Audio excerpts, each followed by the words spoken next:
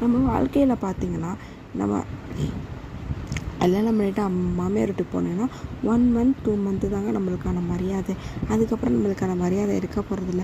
என்றைக்குமே அம்மான்னு கூப்பிட்டாக்கா மாமியார் என்றைக்குமே அம்மாவை போகிறதில்ல. அவங்க உன்னை பொண்ணு மாதிரி நான் வச்சு பார்த்துக்கிட்டாக்க இனிமேல் அவங்க மகாவை போகிறதில்லங்க. குறை சொல்கிறவங்க குறை சொல்லிகிட்டே தாங்க இருப்பாங்க. அது நீங்கள் நல்லது பண்ணாலும் சரி கெட்டது பண்ணாலும் சரிங்க. என்ன தான் சொன்னாலும் குறை சொல்கிறவங்க குறை சொல்லிட்டு தான் இருக்காங்க.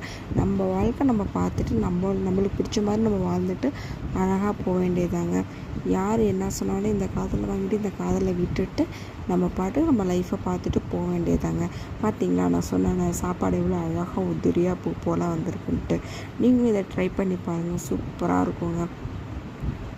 என்றைக்குமே யாருக்காகவும் நம்ம வெயிட் பண்ணவும் கூடாது, நம்ம எதிர்பார்க்கவும் கூடாதுங்க. நம்ம கையில் என்ன இருக்கோ நம்ம அதை வச்சு வாழவும் கற்றுக்கணும்.